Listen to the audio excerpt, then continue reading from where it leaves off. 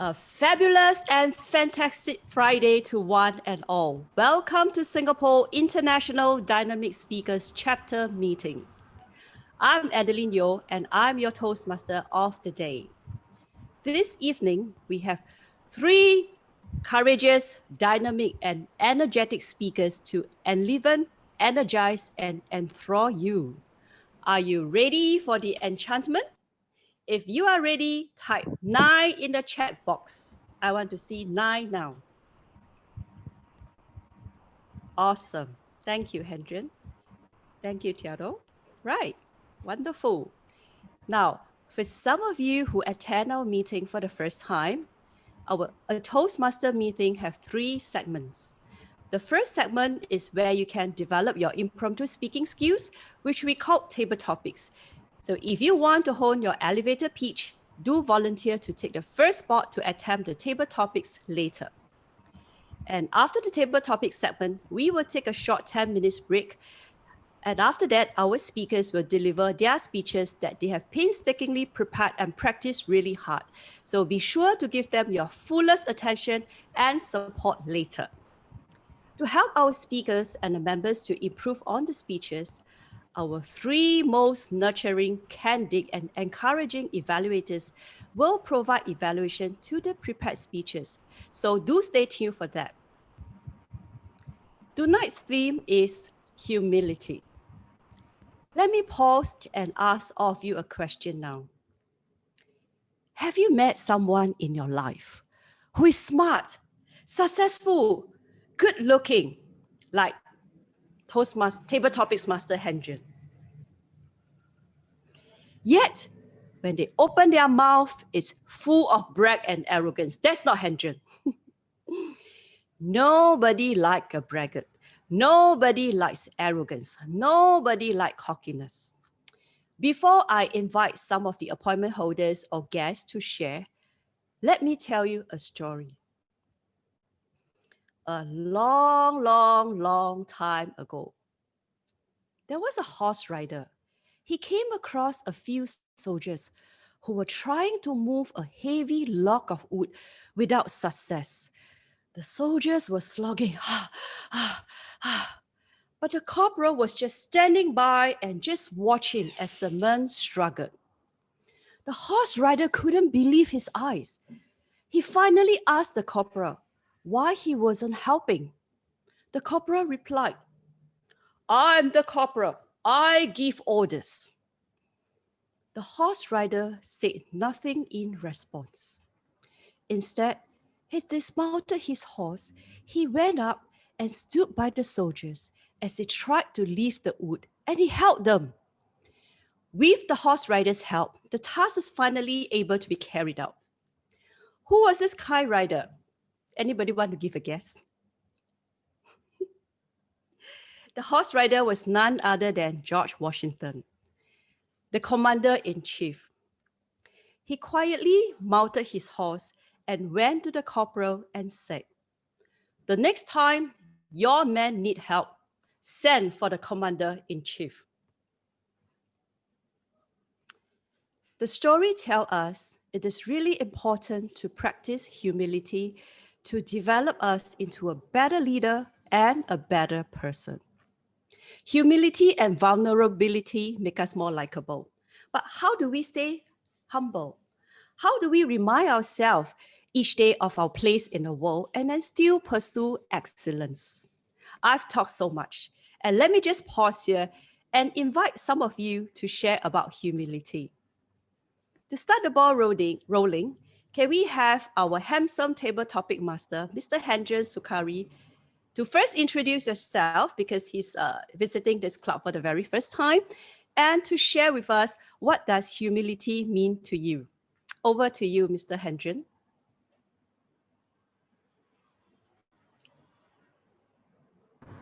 Can you hear me? Yes, loud and clear. All right, so I joined Toastmasters this March, and I would like to humbly learn from you all on how to improve my speech. So humility to me is trying to tame your ego down so that you don't become a threat or a dislike to people, and it and this letting the guard down actually helps people to uh, open up to you and reach to you. I think it's a very underrated trait or skill to learn, because we all like to be top of the class, or we want to be great in our fields, but there are so many things that we want to learn in other fields that we don't really know about. So lowering down our ego, or keeping it tamed, will help us to invite people to come into our space and teach us, and so that we can learn something new every day. The more we learn, the more we get better every day, and the more humble we will be. So that's what humility is to me. Over to you, Adeline. Thank you, Table Topic Master Hendrian. you. I like what you say about taming your ego, let go of your ego, and invite people into your space, not just to the people around us, especially our family members. And can we have maybe Marcus, would you like to share? First, introduce yourself and share with us your take on humility. Hello, everyone. My name is Markus. I'm from Germany, a member of Düsseldorfer Toastmasters. And my understanding of humility is that we should never forget that even if we seem to be quite successful, or we seem to be healthy at the moment, all these things can change quickly. And we especially can see this now in these COVID-19 times. Things can change quickly. We can lose our jobs. Our healthy condition can worsen quickly. And we should never forget that it's of high value if we are healthy, and if we have our jobs, and if our family is healthy. And we should always be a little bit humble, and should always appreciate if everything is fine. Thank you so much, Marcus. So be humble, be grateful. Well said. Can we have perhaps two more? Tiago, would you like to share? First, introduce yourself and give us your take. Yes, my name is Theodore Papadopoulos. I am a member of the Order of Smedley Advanced Toastmasters in Clearwater, Florida. And thank you all for having me in this meeting this morning.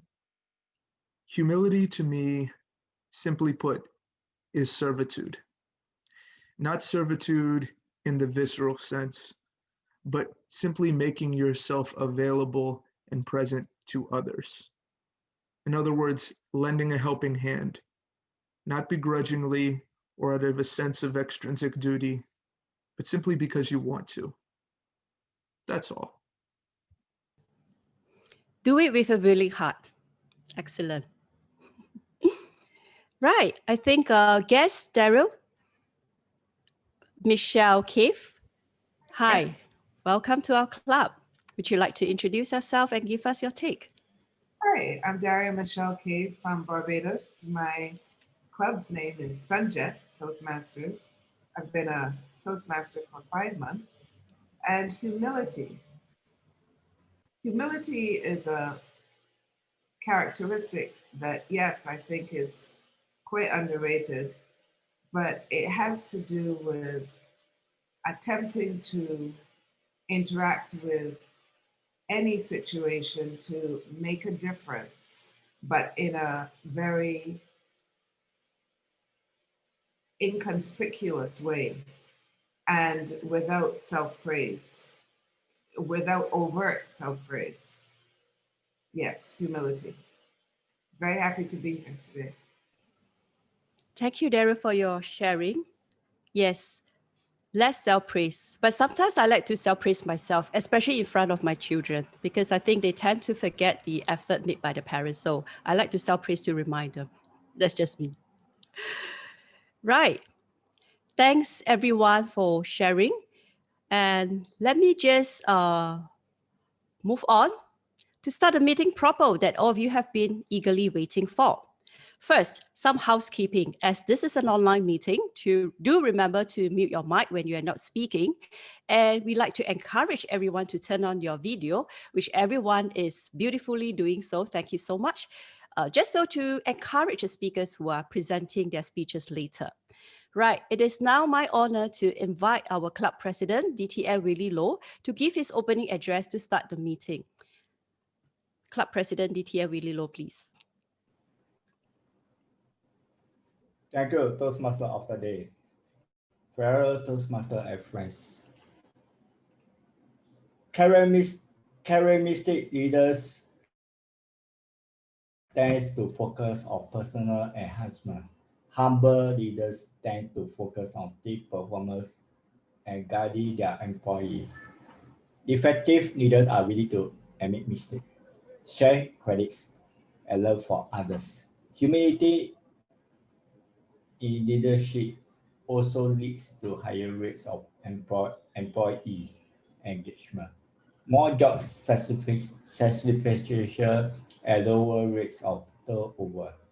Humility is broadly defined as self-awareness,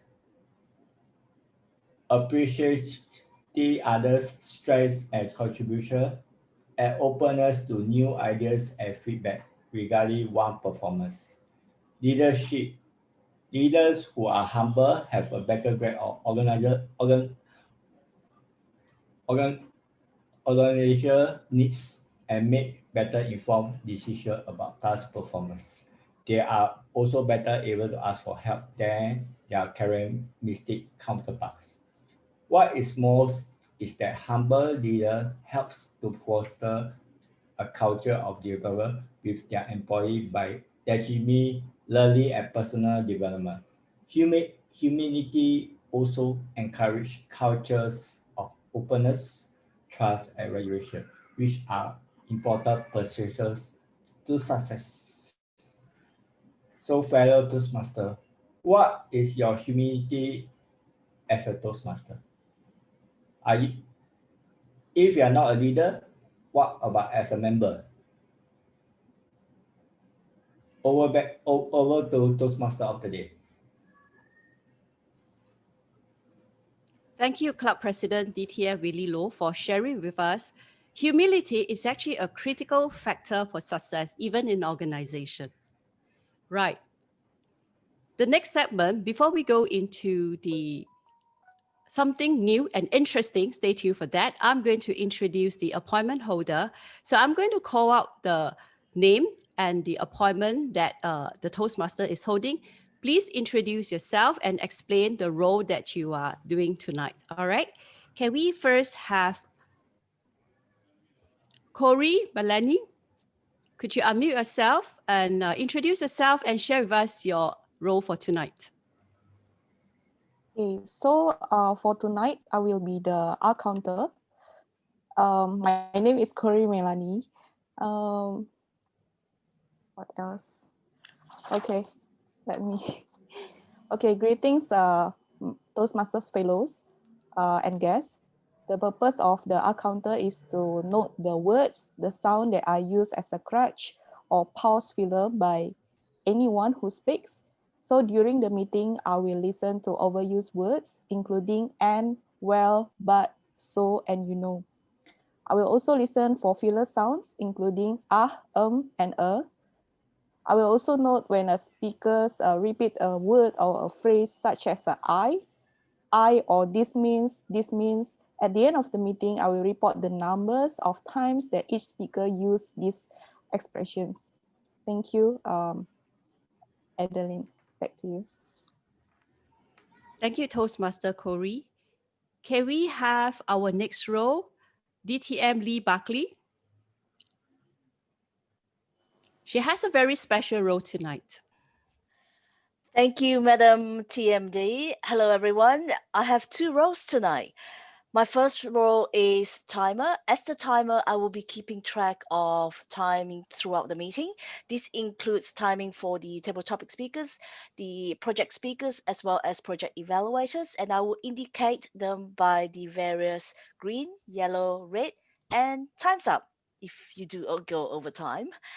The other role I have tonight is listening post or hack master.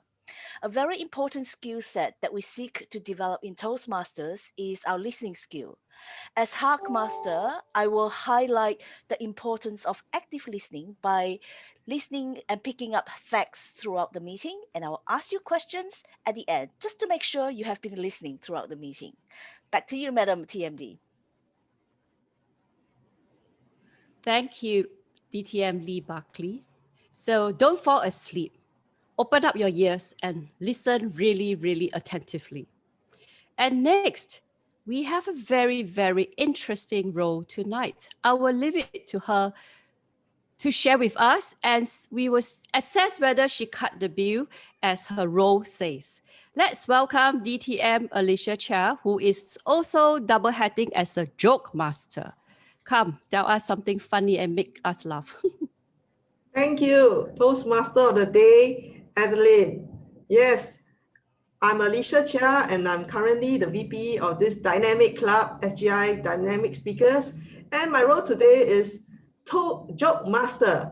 And I will be giving a round of jokes to warm up the audience and possibly the program, kickoff program with fun jokes. And my disclaimer will be, there'll be many jokes. Don't take it too hard. They're all pure jokes.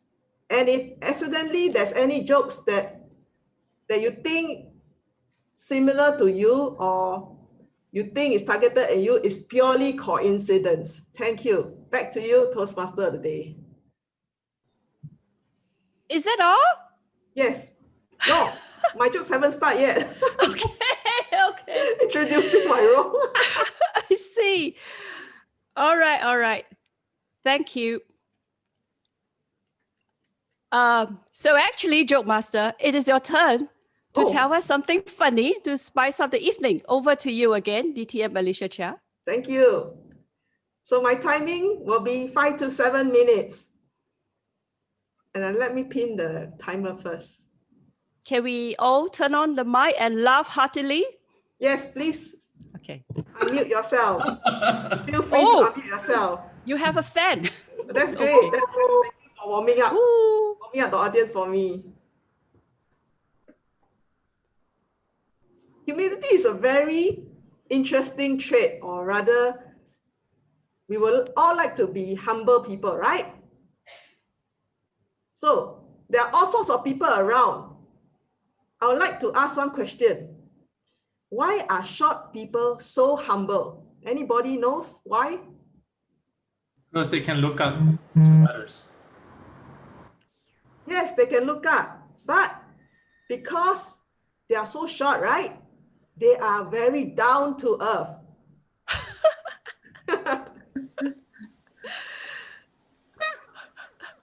I'm sorry about people who are short. I'm not that tall myself, so it's okay. When you're down to earth, you can see a lot of things.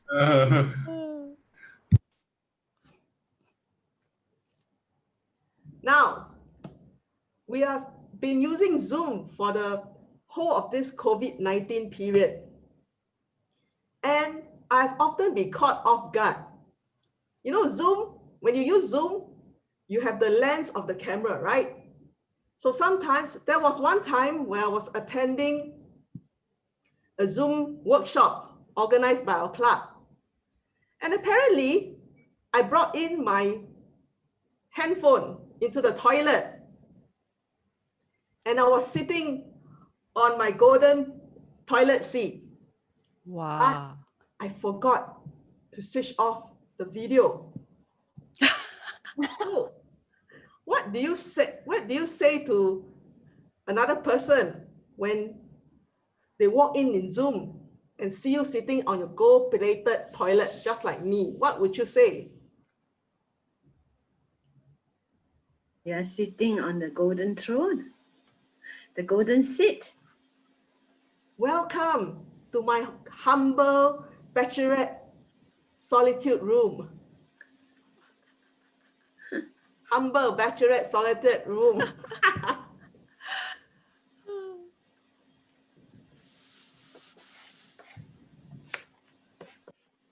All of us were young before, right? Do you all like those rhymes? Just Humpty Dumpty. Remember Humpty Dumpty? Yes, yes. Yes. So Humpty Dumpty had a great fall, right? Humpty Dumpty do after the fall, the great fall. So the person, the guy who built the wall. Yeah, was so political. All right. Humpty Dumpty should actually learn to be a little humble because he had a great fall, you know. The great fall. Got it. Now in Toastmasters, we love to give lots of awards. And at our club, we also give lots of awards. We have been giving best speaker, best hardworking Toastmaster. Now, this year I propose that someone should be given the award for Humanitarian of the Year. It comes from the word humbleness. So, if you were to win the Humanitarian of the Year award, would you tell anyone?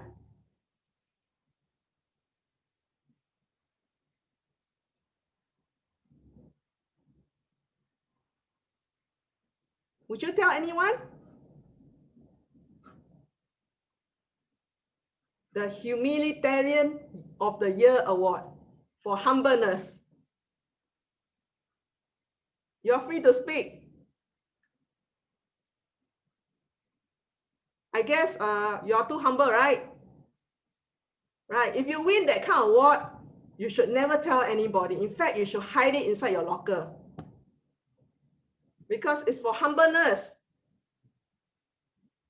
That's true. That's true. Now, there was one time many, many years ago, I had a beer. I had this thing about, I joined this contest for beer drinking. And my opponent was this auntie, much older, at least 20 to 30 years older than me. So I was pitted against her to see who could drink the fastest, the beer, gulp down the beer towel in the fastest. And I was thinking, I was telling myself, oh, that looks like an auntie. I don't think she can drink that fast. I'm much younger than her. I'm sure to beat her. But she beat me flat and she finished half the time than me. So dejected, I was so dejected and I felt really bad. And when I walked out of the contest, I walked towards a bakery. And guess what was there at the bakery? They had a special that day. And the special was written very widely on the window screen. Today's special, humble pie.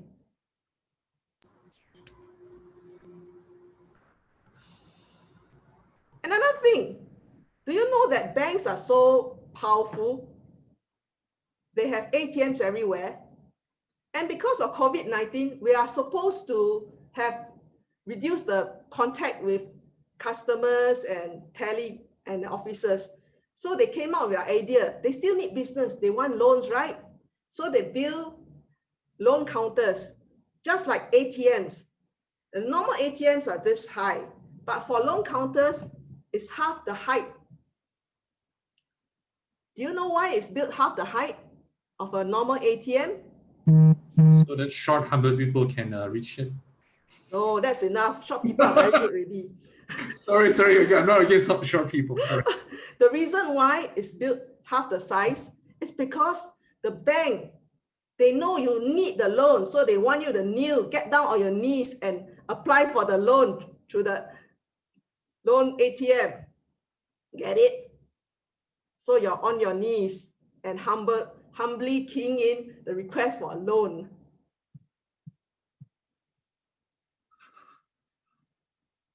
So with that, I hope everyone has enjoyed all the jokes on humbleness, and I look forward to more opportunities to be joke master. Back to you, Toastmaster of the day. Thank you, Alicia. You hurt me on the housing loan. I have to go on my knees. Shall we all give a big round of applause to DTM Alicia Chow for being the best jokes master of the day? I think she's all set for the humorous speech contest. I will definitely give you my vote.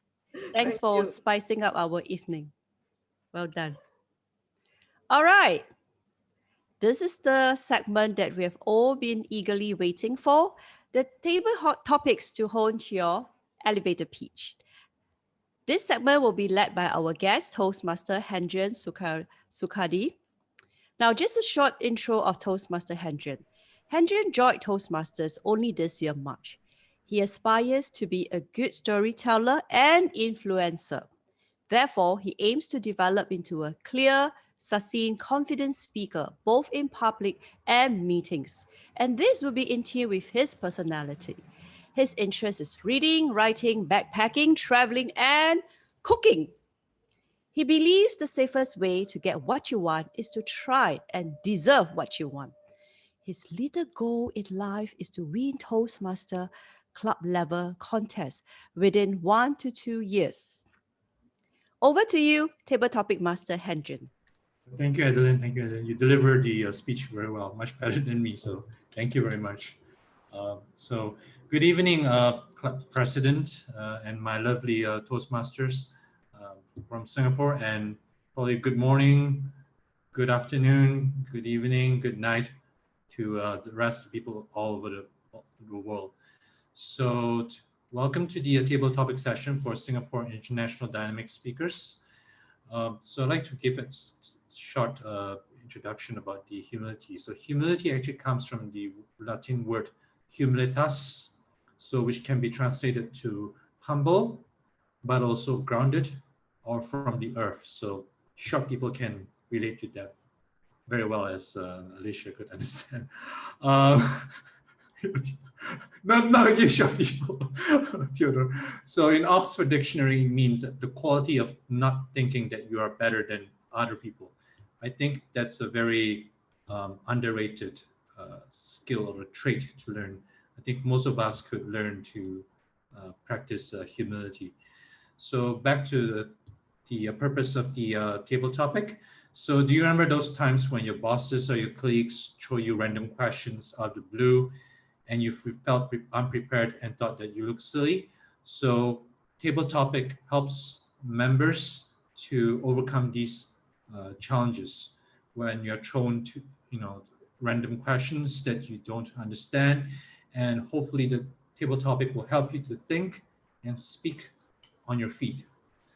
I'd like to introduce the rules of the table topics. So the table topics presentation should last between 1 to 2 minutes. There will be a timer. There'll be a counted. So at first minute, the timer will show green light. At 1.5 minutes, the timer will show the yellow light. At 2 minutes, the timer will show the red light. And then after you see the red light, you have to wrap up your speech within 30 minutes. Otherwise, it's considered as disqualified. So today's theme is humility, and I've gathered quotes that relates to humility, and hopefully you can improve your skills. So no worries, this table topic, this is a safe environment to practice your speech. It's a safe and inclusive community, so hopefully everyone can join in. Okay, so let me share the screen. Sorry.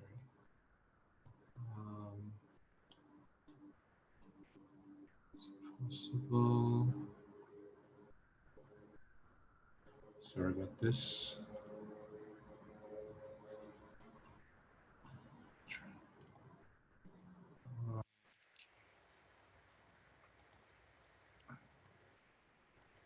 So, okay. Is there anyone who wants to try the first topic? Any first volunteer? Otherwise, sorry? Daria? Daria? You want to try, Daria? Sure. Sorry. Yes, I can. Okay. What topic number do you want to choose between 1 to 14? Let's try 2. 2, okay. So table topic number 2. There must be some wisdom in the folk saying, it's the strong swimmers who drown. There must be some wisdom in the folk saying, it's the strong swimmers who drown. Over to you. Thank you, Table Topics Master. There must be some wisdom in the folk saying it's the strong swimmers who drown, by Charlie Munger. I agree. This is a question speaking directly to humility. A humble man, a humble woman would not go out past where they can swim.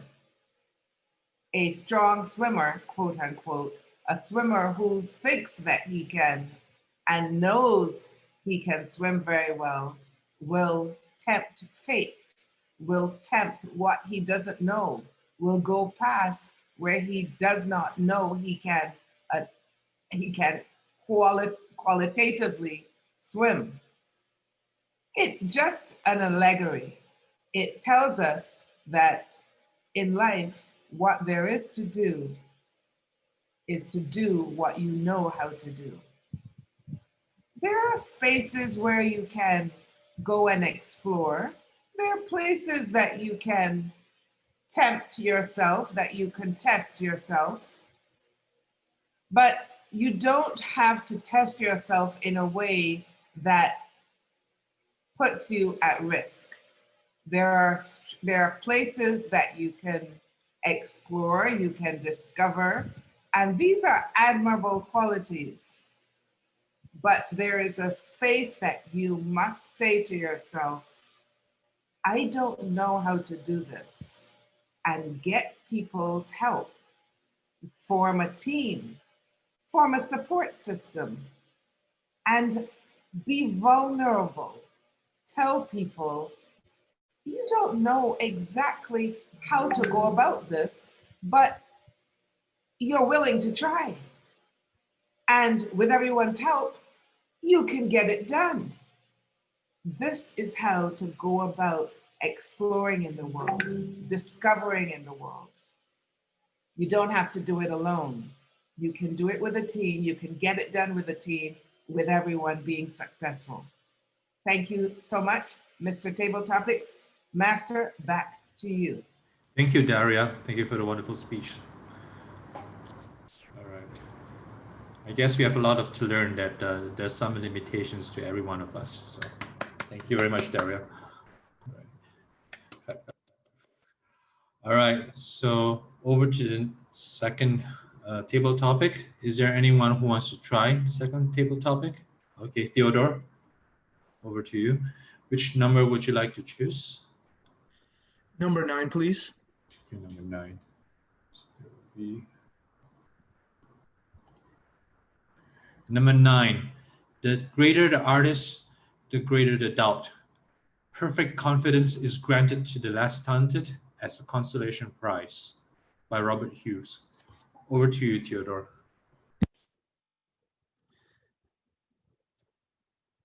Mr. Topics Master, fellow Toastmasters, and guests. The greater the artist, the greater the doubt. There is no better table topic that could have been chosen for a person like me. While some people might paint pictures, while some people might engage in photography, while others might cook or blow glass or create the most beautiful sculptures, the wonders the world has ever seen, my medium is fire. That's right. I'm a fire performer. I'm a crazy pyromaniac who takes a staff dunked and soaked in fuels and spin it around my head for others' enjoyment. Despite what you might think, and despite my questionable mental state, this is still very much an art form, and is one that requires a lot of checking and self-doubt. Because aside from those 2 to 3 minutes where I'm performing with fire, what many people don't see are the hours of practice, the blood, the sweat, the bumps that go into getting every move and sequence down beforehand. and it is one that eventually requires some level of confidence to be able to do with one level of proficiency or another. But perfect confidence being granted to the less talented as a consolation prize, with my art, the only consolation prize someone with perfect confidence gets is a bloody, bruised burn. Thank you. Thank you, Theodore. Bravo, bravo, yes. We would like to see your pyrotechnic performance one day, so when everything's safe and when you're ready. Absolutely. Thank you very much, Theodore. All right. Is there anyone who wants to try?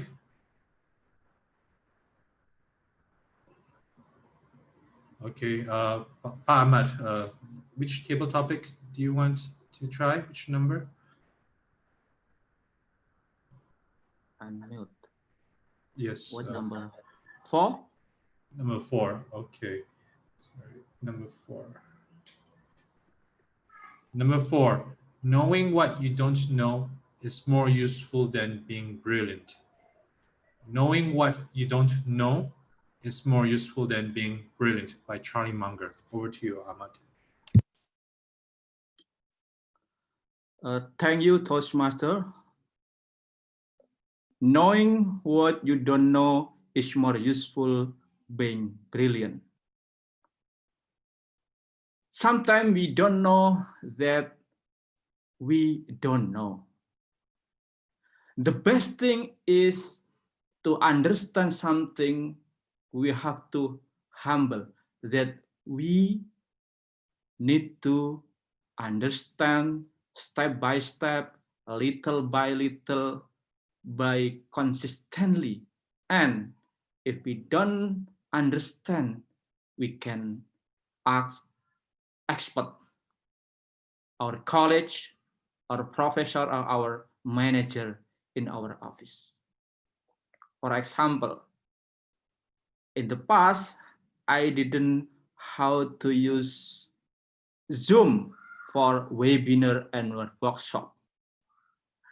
I asked my college technology expert to give me tutorial how to use the Zoom for webinar, how to use all of the tool and webinar for audience.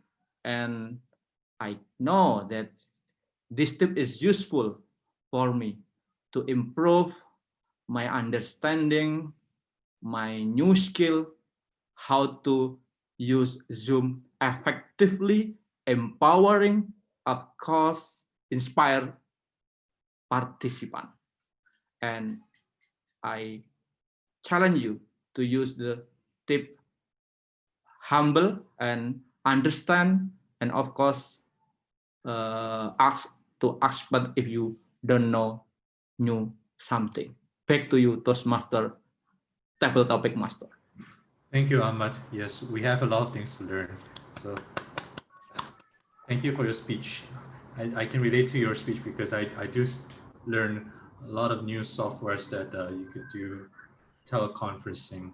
And I've also learned about the webcams and the importance of microphones. So thank you very much. All right. Okay, so is there anyone else who wants to try?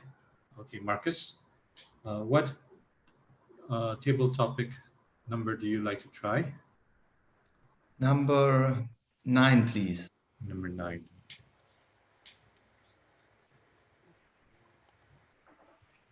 Oh, this, I think it's already done, number 9. Sorry, then number 10, please. Number 10. Okay.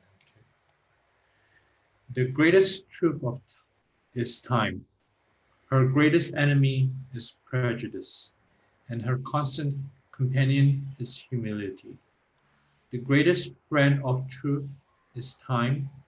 Her greatest enemy is prejudice, and her constant companion is humility, by Charles Colton. So over to you, Marcus.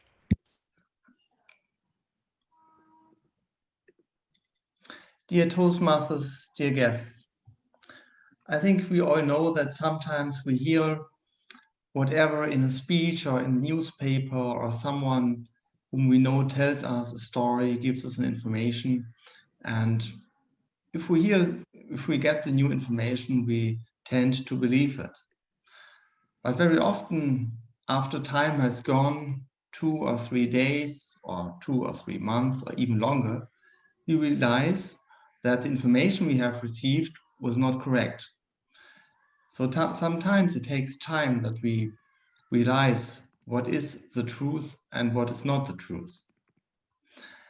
And prejudice is indeed an enemy of truth, because we tend to have our opinion already.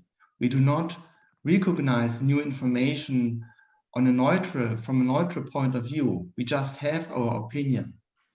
This is very bad, and this can lead to misleading and incorrect conclusions. And humility is always a good companion, because if we are humble and we have humility, we tend to think about something from different perspectives. We do not have prejudice. We just think quietly about something, and we realize that we are not so important. We do not consider us to be very important. So in the end, it's a great saying for me to say that time is a good friend of truth, and the greatest enemy is prejudice, and of course, a constant companion can always be humility. Thanks a lot. Thank you very much, Marcus. Yes, we have to keep an open mind and then help receive guests, or when we meet strangers, it's better to keep an open arm and then try to learn new things. Okay, thank you very much, Marcus. All right. Is there anyone else who wants to try? Okay, Angela. Hi, Angela. Could you unmute, please?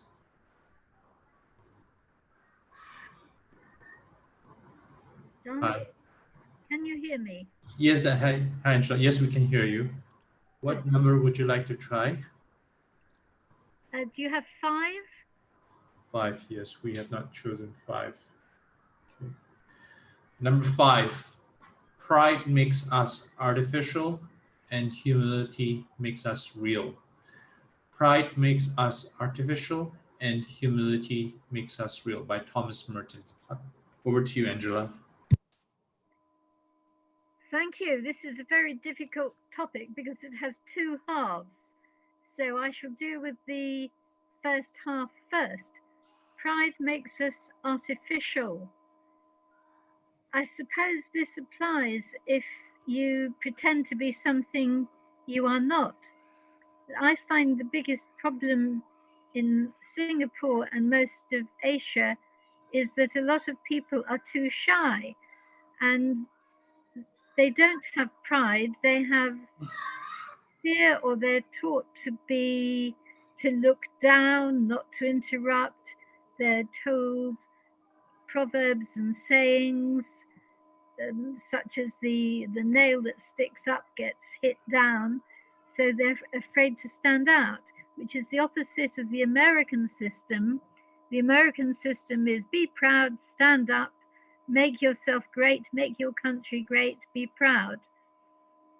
And I think one of the problems for a president of a club or a VPE is to instill confidence, and that is why many people join Toastmasters. So humility makes us real. It doesn't relate to me, to where I am, where I think many people in Toastmasters are. I would like to write my own quotation, and I shall go away and do that, inspired by this to do a better one. Perhaps if you have any ideas, you can send them to me, because I'm rewriting my book on quotations, and I'm quite willing to quote anybody who wants to come up with their own, because Toastmasters are all being trained to come up with alliterative sayings and titles of speeches. So maybe you can come up with the opposite. If so, let me know. I'll be very pleased to hear it. I disagree with this statement, It was very complicated because there were two halves, and I didn't agree with either half. Back to you, Mr. Topics Master. Thank you. Thank you, Angela. Thank you, Angela. Yes, different cultures, we have different perspectives of how to approach. So thank you very much, Angela. Okay. Is there anyone else who would like to try?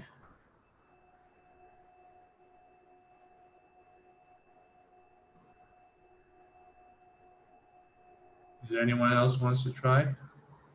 I'll take number 3. Okay, hi, Edward. Okay, number 3. Humility is not thinking less of yourself, it's thinking of yourself less. Humility is not thinking less of yourself, it's thinking of yourself less, by C.S. Lewis. Over to you, Edward. Mr. President, Toastmaster of the evening, Table Topic Master, fellow Toastmasters and guests, good morning, good afternoon, good evening. It is difficult not to think of yourself. We are all thinking of ourselves. When we get up in the morning, most of us, the first thing we do is look in the mirror. We wash our face. Are we presentable before we leave our bedroom? When we go outside, do we make ourselves presentable once more for the world to see us? When we go to work, do we perform the best so that we can get that promotion, so that we can get that raise? Yes, we are often thinking of ourselves. And when we do well, we often pat ourselves on the back, a big grin on our face. We celebrate our victories. We are often thinking of ourselves. However, if we truly wish to be humble, we would think of others. How do my appearance help motivate someone, help make someone else smile? Are we thinking of ourselves in servitude to ourselves or in servitude to others? We need to think less of ourselves and more of others in the manner in which we present ourselves, in the manner in which we speak. Are we motivating? Are we encouraging? Do we make someone's day? Or are we just doing it for ourselves? Humility is thinking less of yourself and thinking more of others. We must find a way to think of ourselves less and to think of others more. Whatever we do, we must ensure that we are a positive force to others, whether it's the manner in which we speak, the manner in which we dress, or the manner in which we simply carry ourselves. We must put others before ourselves. Topic Master. Thank you, Edward. Bravo, bravo.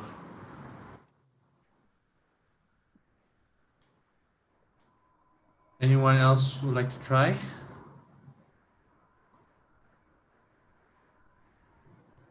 Okay, Virginia. Hi. How are you? Hi.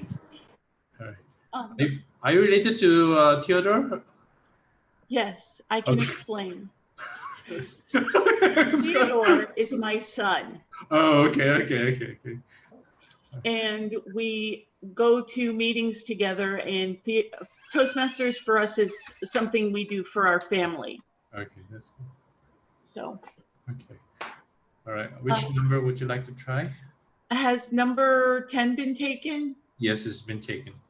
Okay, then number 7. Number 7. Okay. Oh, this is a difficult one. You can be humble only if you really feel good about yourself, and you want to help those around you feel good about themselves too. You can be humble only if you feel really good about yourself and you want to help those around you feel good about themselves too, by Clay Christensen. Over to you, Virginia. Thank you, Mr. Topics Master. Fellow Toastmasters and honored guests, a lot of times we can feel humble about ourselves and feel good about ourselves. However, there are times in our lives where we may not feel good about ourselves, our actions, or things around us. Case in point, Several things have happened this year. None of them have made us feel totally good. A lot of times we find solace and joy in being able to accomplish small things for others. When we put others above ourselves, it brings our heart's joy, our mind's joy, and adds joy to our lives. We as human beings have an opportunity to reach out to people through Zoom media nowadays. I'm in Singapore, a place I've only been dreaming of going for most of my life. I am able to reach out to a lady who I have to conduct business with and put a smile on her face by my actions. A lot of times life is not about you and your joy. Life is about spreading joy to the world and to others. Life is about lifting others in joy. Life is so much more than yourself. Being humble is a great thing. Being kind is a wonderful thing. Sparking joy and imagination and seeing someone else with a smile on their face is priceless. Mr. Topics Master, thank you for this opportunity, fellow Toastmasters. I wish you all joy today. Back to you, Mr. Topics Master. Thank you, Virginia. Thank you. Round of applause for Virginia, please. Okay. All right, I need to speed this thing up. So maybe we can have Thomas Chen. Would you like to step up and show your handsome face? What happened? I can sense the excitement coming from you. I was uploading my video. All right. So which questions All do right. you have? Give me All right. So we have number 1, number 6, and 11 to 14. Which is your favorite number? I will go for number 1 then. Okay. All right. Never look down on anybody unless you're helping them up. Never look down on anybody unless you're helping them up, by Jesse Jackson. Over to you, Thomas. All right, amazing day, ladies and gentlemen. So just to share with you all of this story itself. So one day, a man came across a supposedly poor looking like old man standing across the street. He was dressed in very ragged clothes. He wasn't well shaven.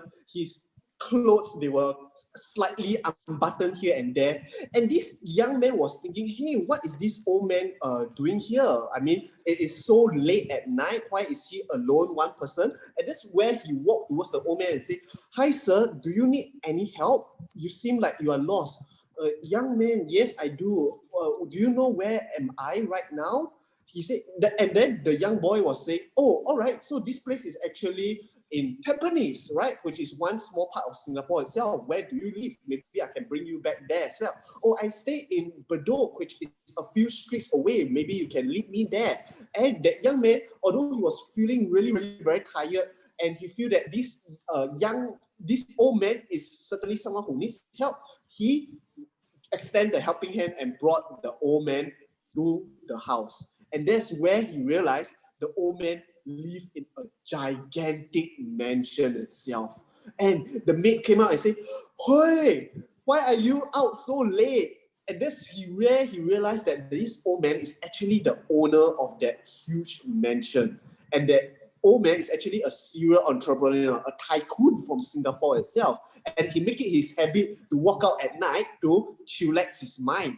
And this is how the story comes across about how this young man eventually succeed in doing this old man's business, because the old man trusted him from this episode itself. And ladies and gentlemen, in life, sometimes we never know who we will meet. That person may not be someone who seems very significant, may not be someone who seems very powerful or very capable, but you would never know. But even so, let's be good people, let's be nice people, and help everyone up and never look down on them. Back to you, Table Topic Master. Thank you, Thomas. Very impressive, considering you can switch your head very quickly when you're uploading. I aspire to be to reach your level, so I look up to you like the tycoon. So, All right. Thank you very much. Okay, let's make it quick. So maybe Naga, would you like to try? So, hi Naga. I can try. Thanks. I was short. What number would you like?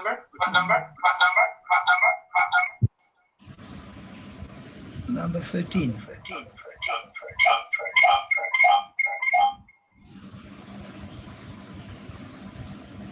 Number 13.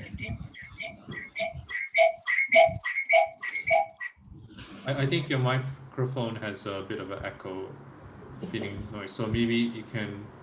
Is it mine? Not sure if it's yours. Okay. I think it's okay. No, we'll try. So table topic number 13. A proud man is always looking down on things and people. And of course, as long as you're looking down, you cannot see something that is above you. A proud man is always looking down on things and people. And of course, as long as you're looking down, you cannot see something that is above you, by C.S. Lewis. Over to you, Naga. Thank you. Good day to everyone who's here today. A topic which is interesting, and though it looks very long, I have to relate with my experience. Always in life, we assume that we are the biggest, we are the strongest, and the work we do, we feel we are the great. When we think that way, whoever our junior colleagues, we may think they may not know and we can overrule them. And sometimes we treat them badly, thinking that we know more. However, there are times when situation comes, they may teach you more things, and then you realize that when you think you are the strongest and you are the proudest and the smartest, but here a junior colleague may be able to teach you more than what you are not aware of because of your proudness. And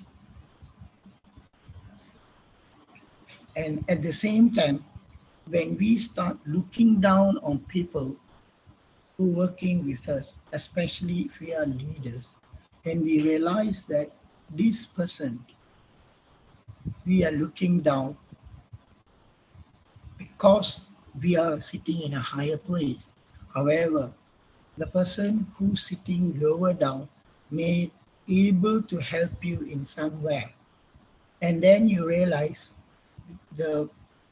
it's not worth looking down in a person when that person may be a help to you at the current times of future. Giving an example, sometimes we may think that we may drive a big car, we may drive, but however, we may look down on a person who going in a bicycle.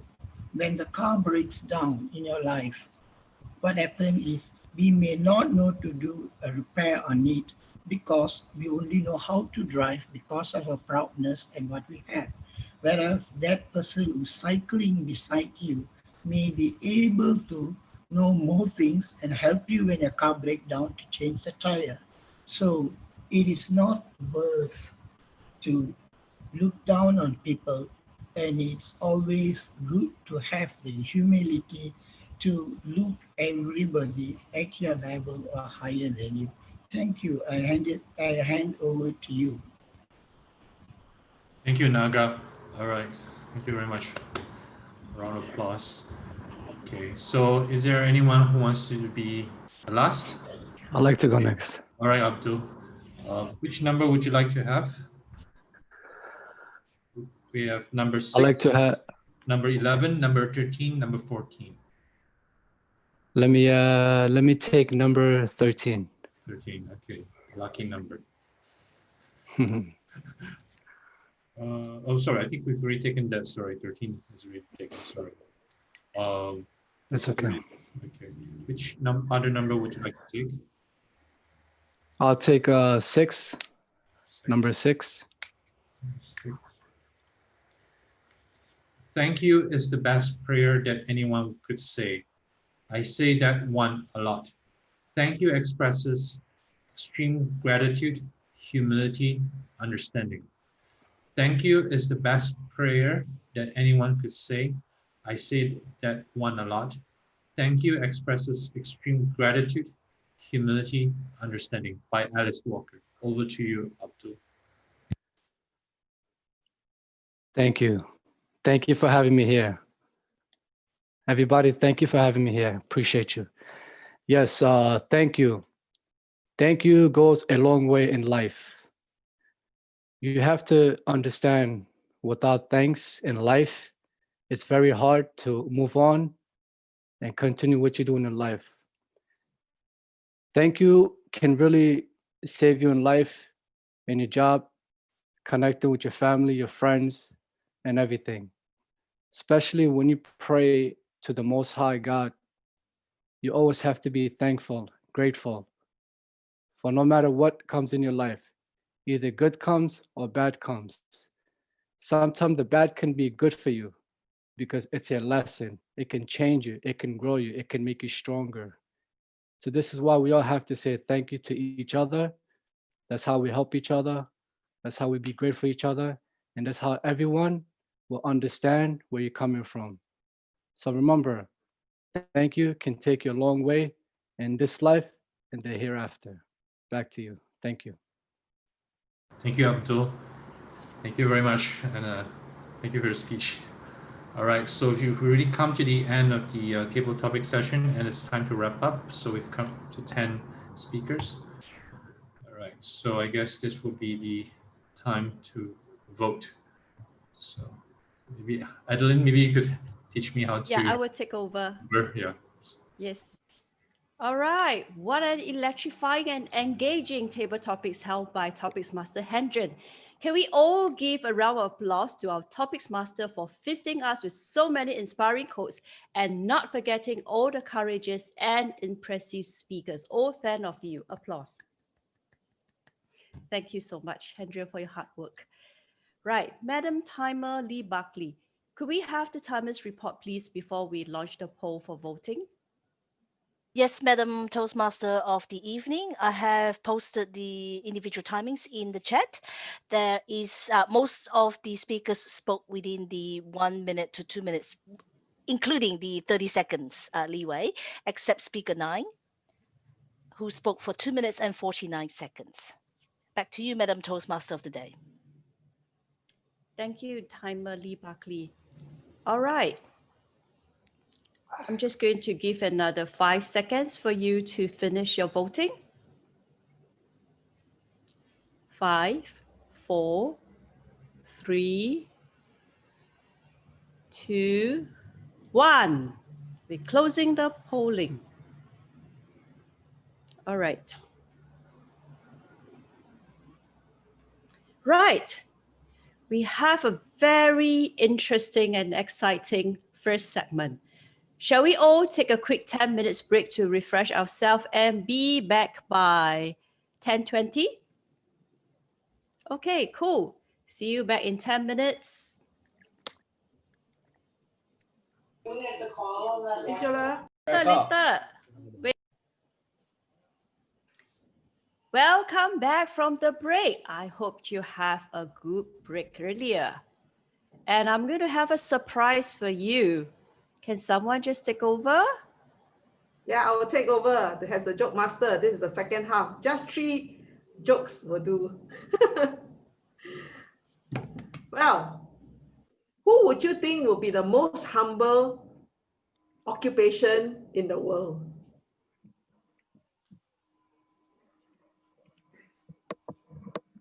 Anyone would like to try? Parents. Sorry, what's the answer? Parent. Being a Parent. parent. Okay, you're quite close. It's also starting with P. It's pastor. Prime Minister. Okay, pastor. But then, okay, one day I walked into this Christian church and I was trying to seek some counseling advice from the pastor. Maybe some sin I had and then wasn't feeling so good. So when I was about to step into the pastor's room, you know how everybody likes to advertise themselves? And in front of the pastor's door, there was this word, big word, pastor. William Tan. And a range of his titles were written on his door. BA, THD, Masters, DIV, I don't know what's that, PhD, DD, D Literature, and your humble servant.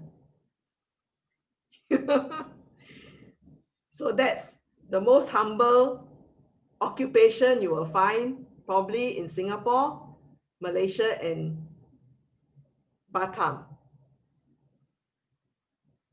Now, some people will say, Alicia, you're very good looking. You still have it. But once you get past my charm, my good looks, intelligence, and my sense of humor, I think it's my modesty that stands out. Now, one more last joke. I see the red light. I may not be the most attractive. Many years I was thinking like that. Talented or hardworking person in the world. But I'm great at faking humility. So, as some careers say, make it or fake it. Back to you, Toastmaster of the Day. Thank you, Joke Master DTM Alicia Chia. I'm sure every one of us agree she's such a humorous queen. Have to give it to her. Thank you. All right. We shall now move on to the segment that all of us, especially the speakers, are eagerly waiting for. I would like to now first invite our first speaker, DTM Kanan Sankara. But before that, I would like to invite the evaluator, DTM Willie Loh, to share with us the speech objectives. As we all know, our club president, DTM Willie Loh, he's an organization catalyst of change, a person who can make changes happen and inspiring and influencing others. He has written, yes. Sorry, I don't think he's the evaluator. Oh, gosh. No. Yes, my bad. Yes. I was just like looking at my script so much. Sorry. My apologies. His evaluator is Miss Daria Michelle. Miss Daria Michelle has been a Toastmaster for 5 months. She has a voracious appetite for living, appreciating the brilliance and beauty of life. She enjoys flying, driving, riding on big, long, empty roads in the countryside, dancing under the stars on a Friday night and sailing on a cloudless blue day. All right. Can we invite speaker DTM Kanan Sankara? DTM Kanan Sankara wants to become a speaker and speak without any grammar mistakes. He wants to give a speech whether wearing a jersey will make his team or not. His speech title is, Do I or Do I Not Wear the Jersey? Let's welcome DTM Kanan Sankara. The purpose. The purpose and the timing, please. Sorry, can we have evaluator Daria to say the speech objectives? Sure. Good evening, everyone. The purpose of Toastmaster Kanan's speech. The purpose of this project is for the member to present a speech on any topic, receive feedback, and apply the feedback to a second speech. The purpose of this speech is for the member to demonstrate that he has applied the feedback received from his first speech. On to you.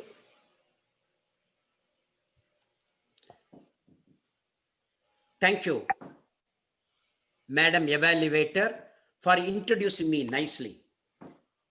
Madam Toastmaster, fellow Toastmasters, and welcome guests. People born in Chennai, India, need 2 things: morning coffee and Hindu paper. In the morning, as soon as they get up, they need a strong, hot filter coffee. The younger ones need to wait for the elders to open the Hindu paper and glance it. There is also no limit in the number of coffees consumed. You can drink as much as coffee you want. The morning drink may vary as people from the North India prefer tea to coffee. But the people of India have one thing in common. They live for watching and playing cricket, breathing cricket. Fellow Toastmasters, for people who do not know what cricket is a sport game. It is being played in all Commonwealth countries. There is also a movement and a lobby that is going on currently to include cricket in Olympics. Next to football or soccer that is called in USA, cricket is the second most watched game in the universe. In India, people are crazy to watch IPL. Currently, IPL is going on. There are 8 franchises or teams from 8 zones, and most of the people are affiliated to their zone. Each franchise mint money by making jersey. This is Chennai Super King jersey, cups, hats, cricket bat, costumes, and other things. The major revenue is, of course, by selling drinks like beer, wine, and other hot drinks during the game.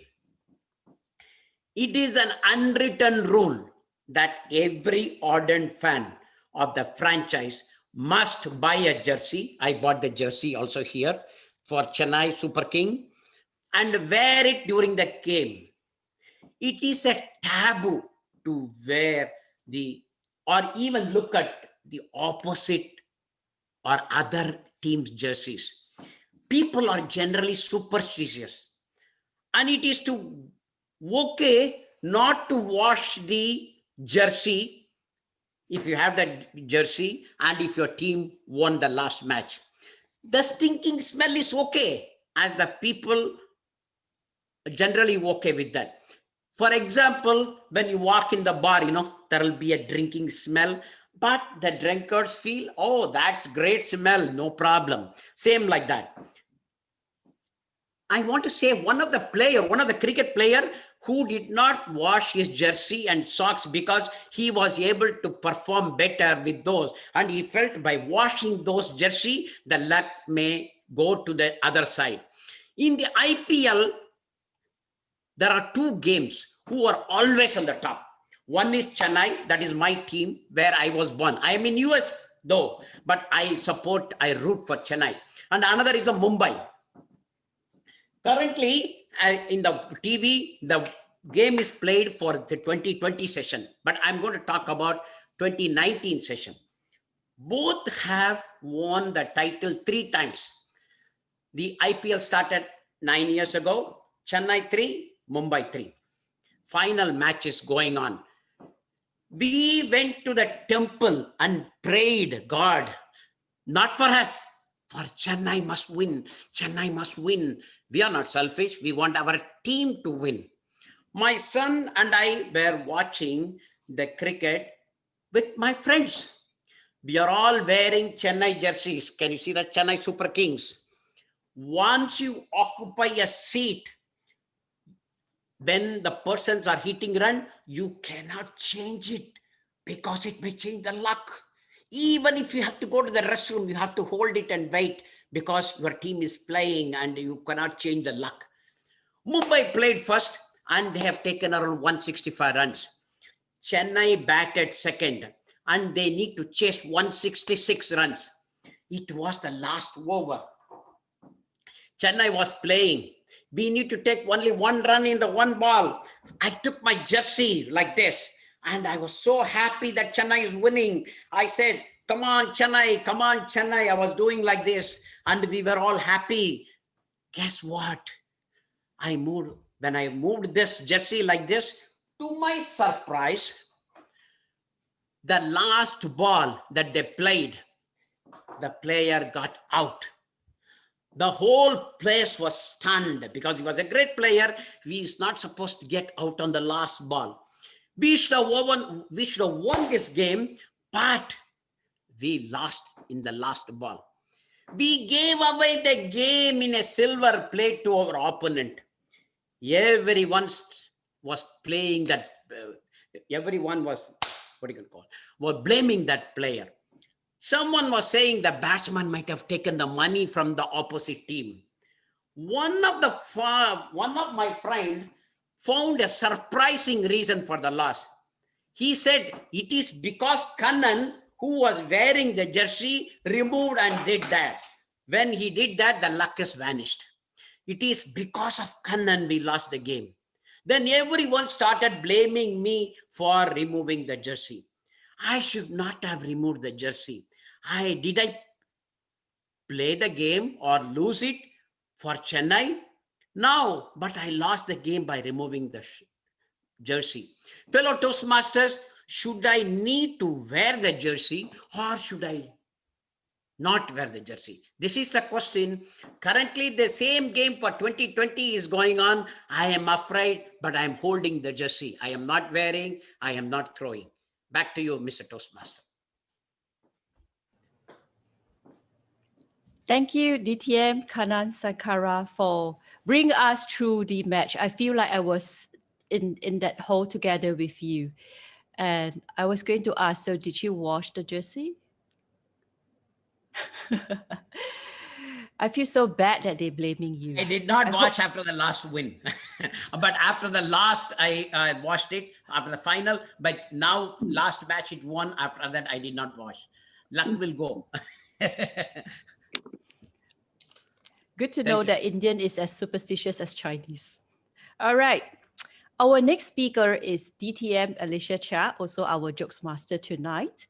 Before we bring her on stage, can we have her evaluator Toastmaster Jennifer Lim to share with us her speech objectives?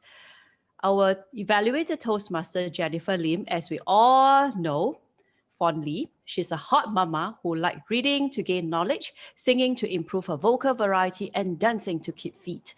Over to you, Toastmaster Jennifer. Thank you. Thank you, Adeline. The purpose of this project is for the member to identify his or her primary leadership style or styles. The purpose of this speech is for the member to share some aspect of her primary leadership style or discuss leadership styles in general. Back to you. Thank you, Toastmaster Jennifer. So DTM Alicia Chow is going to share with us how she accidentally stepped into her leadership role, identifying her leadership style and the issues and challenges faced to date, and the leadership style that she would like to cultivate, and how she will harness her strengths and leadership communicator style to improve her leadership. Her speech title tonight is From Accidental to Incidental Leader. Over to you, DTM Alicia Chia. Thank you, Toastmaster of the Day. Before I start, I will need to share screen because I have some PowerPoint slides. Just give me a minute.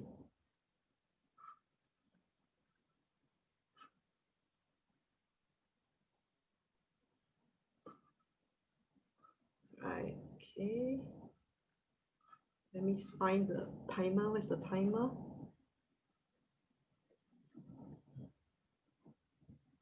Okay, just give me a minute and let me strategically. All right. Okay.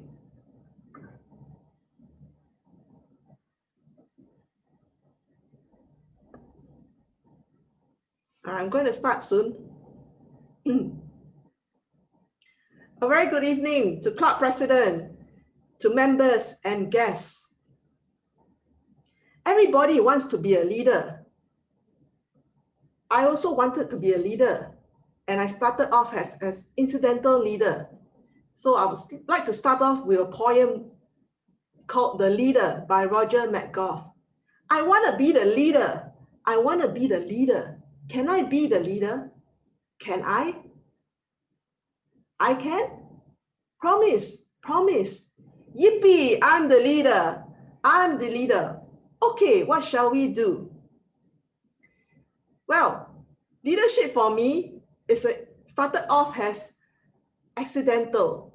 There was a few years ago, I was having lunch at a cafe. And while I was having lunch, I happened to turn my face to the left. And there I met my group of old schoolmates from my secondary school. And they said, Bowling Chiu, that was my nickname. It's called Bowling Ball. Well, whatever it is, they were so excited to see me. And they were actually having an exco meeting for my old school alumni. And they said, Alicia, join us, join our alumni. And there I joined them because they were so enthusiastic, I couldn't reject. But once I was in, I discovered that the alumni was actually a small group of people. And because there were not enough people, I was roped in to join the exco. There started my leadership journey. And therefore, leadership has a lot to do with chance. Just like me, the right timing, sitting next to an old group of friends. It could be also due to sponsors or social macroeconomic situation, like the COVID situation, where you're forced to be a leader due to the lack of leadership, people are retrenched, or internal attrition. There, vacancy for you to rise up as the leader, and so on. Now my question to everyone is everything about leadership accidental? Definitely not. Although I started off as accidental leader, but leadership is actually incidental. Later on, I progressed to be an incidental leader.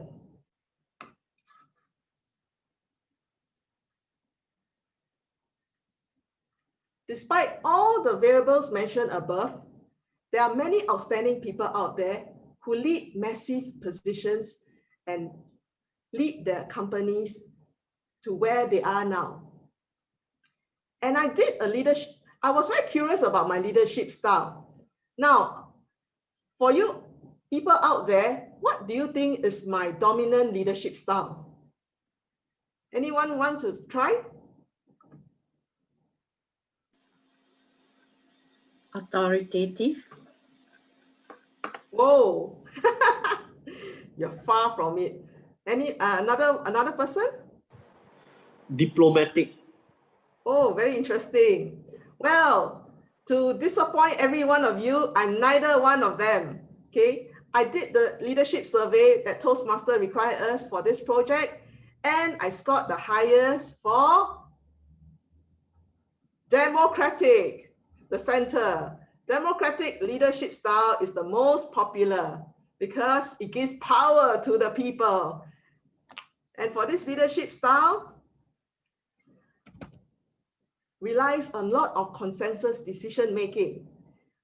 People like us like to allow our members or colleagues to come in as leader, take over my lead.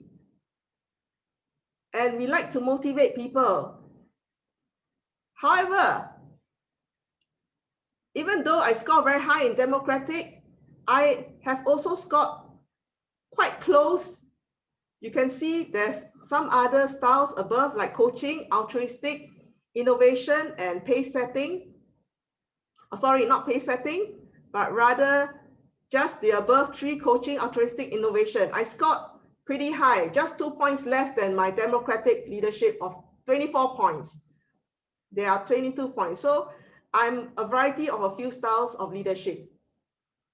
But I did pretty badly. I scored very low for, someone mentioned autocratic, right?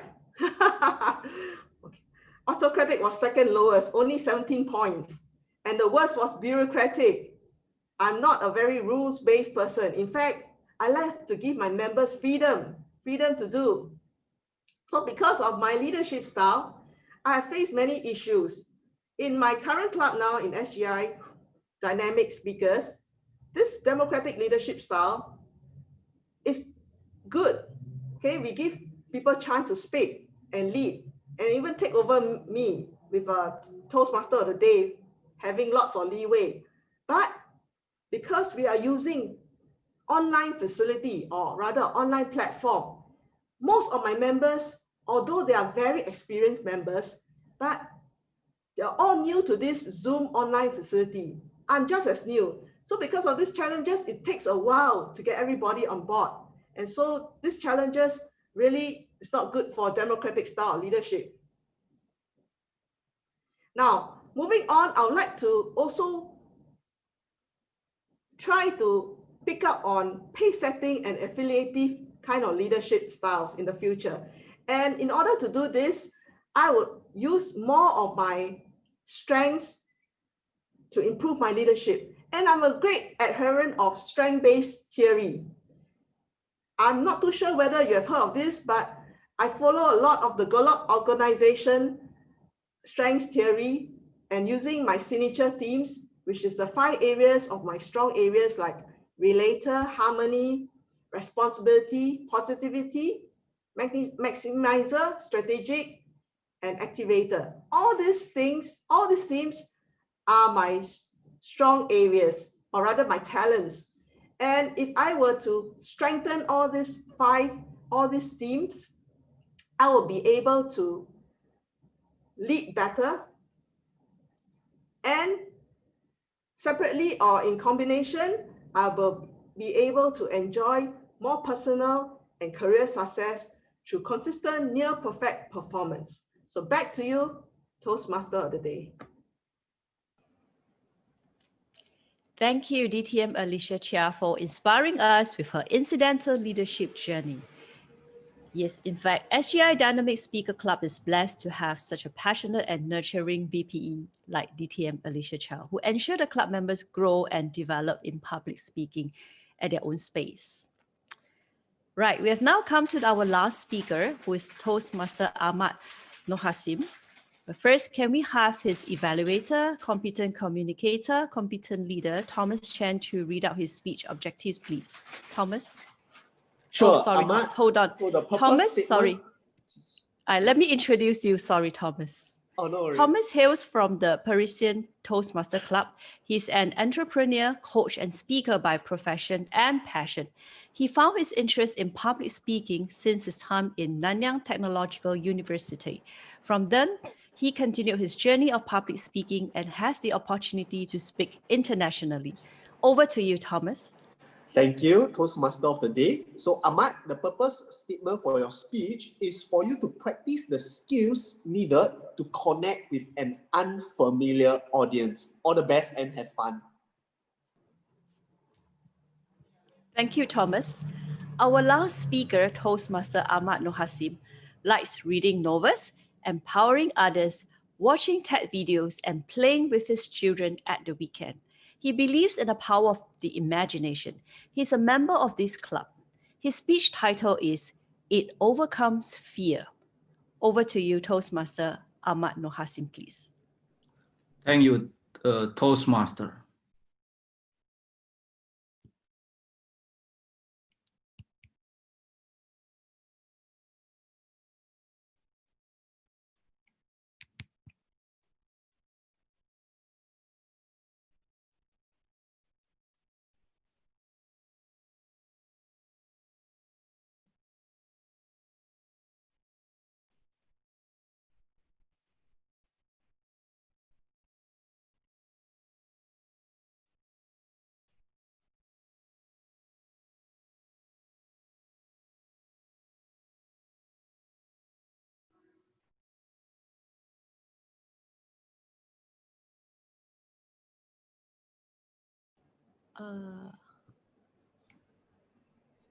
Are you ready to speak, Ahmad Nohasim?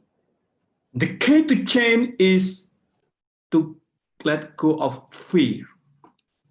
Are you loser or are you winner? When we have more fear than courage, we will never go forward. All of us have had moments in our life when we fear stop us from doing something. Whenever that was setting up the first date, buying a house, moving to new job, or creating a new business. Ladies and gentlemen, and guys, think about in your life when fear stopped in your track, when thought ran through your head. What emotion did you experience? I would like to share my story how to beat fear.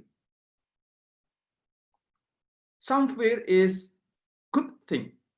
It is natural to respond to threat, a real threat.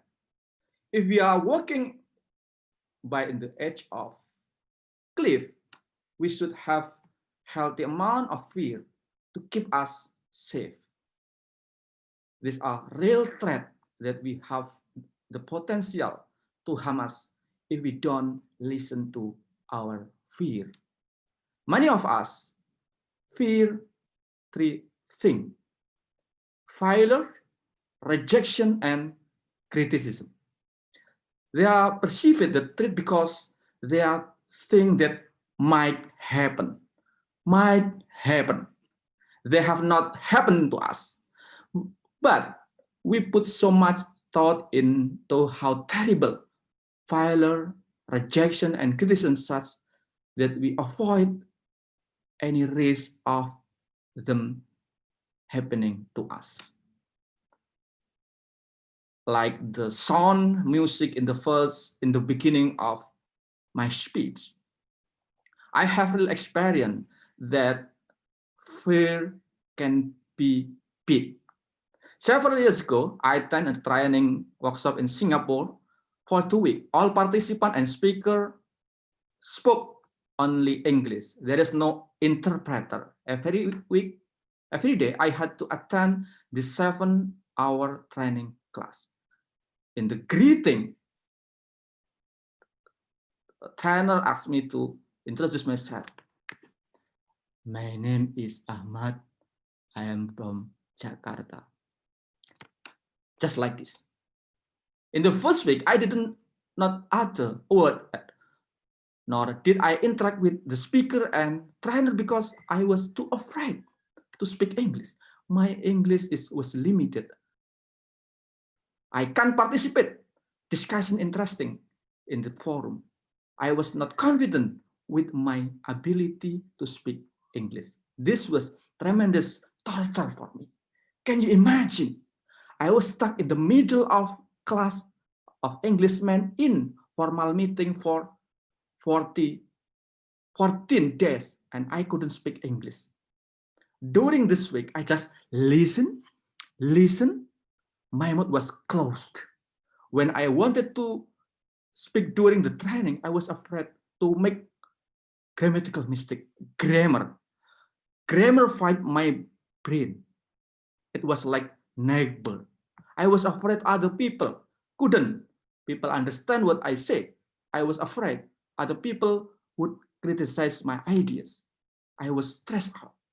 At the end of training, I wrote in my diary, Ahmad, you have to master English. You have to speak English. You have to speak English well. I also write the sentence in my mind and my heart. And after I arrived in Jakarta, I searched for an English course and I signed up for a year course which has equivalent 4 months of my salary. I think that was the biggest investment that I paid for learning new skill. I have dreamed that I can speak English without thinking, without hesitation. Unfortunately, I was busy working and often in the first course, I went to the course. After that, I often didn't attend the course because it was conducted in 4 and 5 p.m., which is coincide with my deadline in my office. And until the course and I lost my money, I couldn't speak English well. And one day I found a language application in my smartphone. This app was called Aba English. It is cheap, only $80. The most important thing is I can learn English whenever and wherever I wanted. This app is very simple. I can practice. I can compare my my pronunciation with native speaker in the app. And every day I spend 1 hour in morning and night. I often practice being in front of mirror. I imitate, I repeat speaking the frequently. And my teacher is an application. To improve my English, my confidence, I attend several international seminars in Jakarta. Whenever the question and the answer session started, I would raise my hand and I ask the speaker, "My name is Ahmad. I live in Jakarta. Mr. X said that we can't stop urbanization in big city. My question is, what is the impact of we can't stop urbanization?" I know the question, I know the answer. My point is not having the right question, but I kill my fear of the speaking English in English seminar. In conclusion, we can kill fear by learning new things consistently and practice it. Practice makes perfect. Practice makes perfect. Go kill your fear and try new things. Inject courage in your mind. Thank you. Back to you, Toastmaster. Thank you, Toastmaster Ahmad Nur Hasim, for sharing with us his very, very inspiring journey on how he mastered English. If he did not share this with us, I wouldn't have imagined that sometime back, Ahmad couldn't even speak basic English. This is unthinkable because today you are so fluent, you're so courageous, and you're delivering such a wonderful and inspiring speech. Well done. All right. Can we have the Thomas report before we take another short 10 minutes break? Yes, Madam Toastmaster of the evening, I've posted the individual timings in the chat. All speakers spoke within the time allocated and qualify or eligible for voting. Back to you, Madam Toastmaster of the evening. Awesome. Can we have the poll?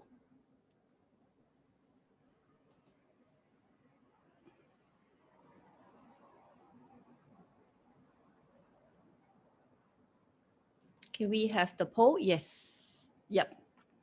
Can we do the polling now? All right.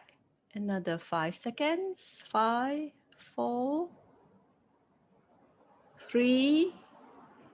We need you to actively vote because the votes are so close. We need some differentiation. Come on. 3, 2, 1. We shall end the polling. Thank you. We shall now take a short 10 minutes break so that the evaluators they have time to prepare their evaluation. So refresh yourself and we see you in 11:05. Thank you.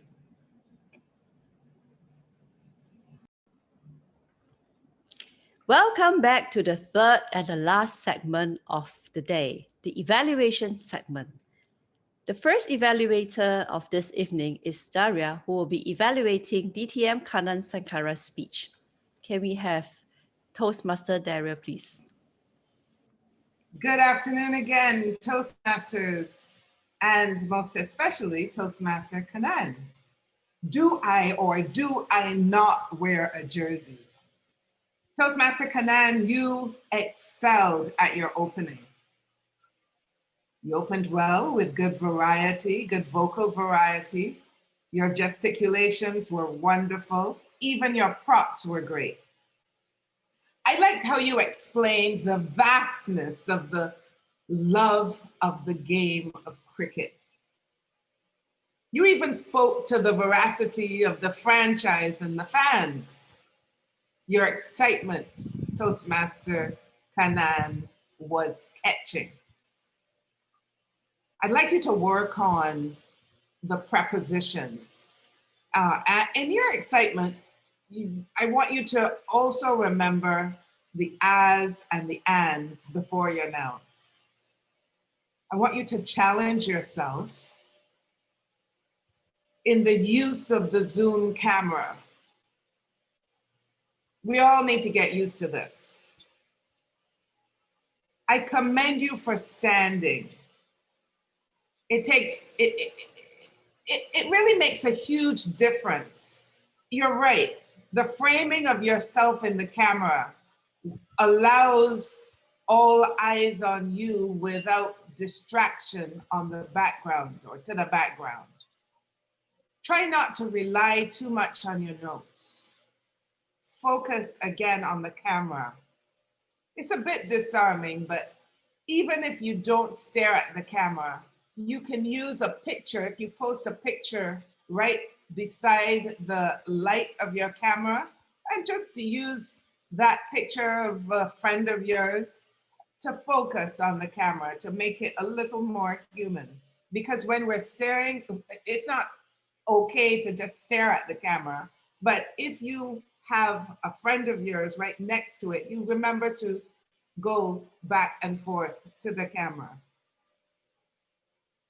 Now, you aptly related the absolute frenzy that occurs in the heat of the cricket games. You showed us the world of team cricket with plenty of humor and plenty of energy. I'd recommend you to the VPE for moving forward to your next speech. Very well done, Toastmaster Kanan.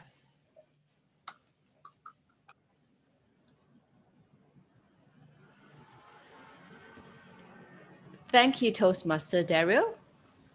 Next, shall we have our second evaluator, Toastmaster Jennifer, who will be evaluating DTM Alicia's chair speech. Over to you, Toastmaster Jennifer.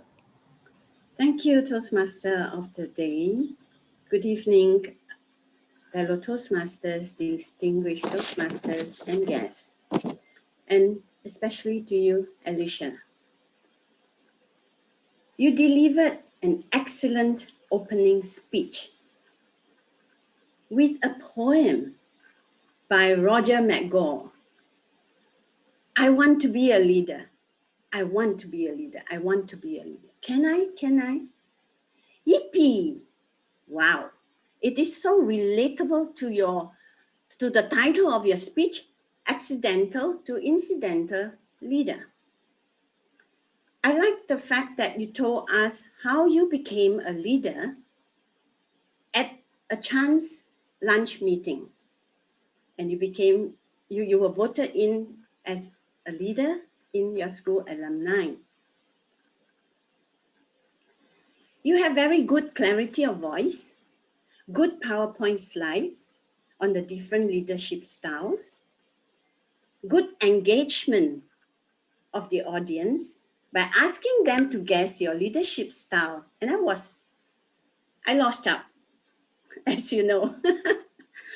Apparently yours is a democratic leadership style and two other leadership styles. You also mentioned about some strength-based theory styles that you have. And it's a list of so many of them. It would be good for improvement. It would be good if you can give us some personal example of your democratic leadership. You mentioned, which we all know democratic, you give the people the decision, let them make a decision. So it would be good if you give a personal example to tell us what exactly did you do? What did your subordinates or the staff did? As well as the strength-based theory, give us some examples so that we can follow you closely.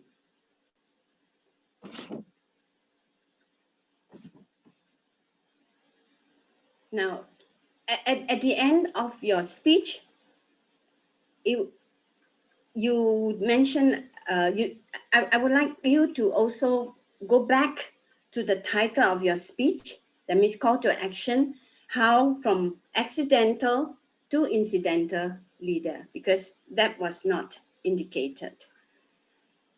Overall, you did a fantastic speech, congratulations. And with the points that I mentioned, I'm sure you will excel. You can bring your speech to a higher level. Thank you very much. Back to you. Thank you, Toastmaster Jennifer Lim. Last but not least, can we bring up on stage competent communicator, competent leader, Thomas Chen, please?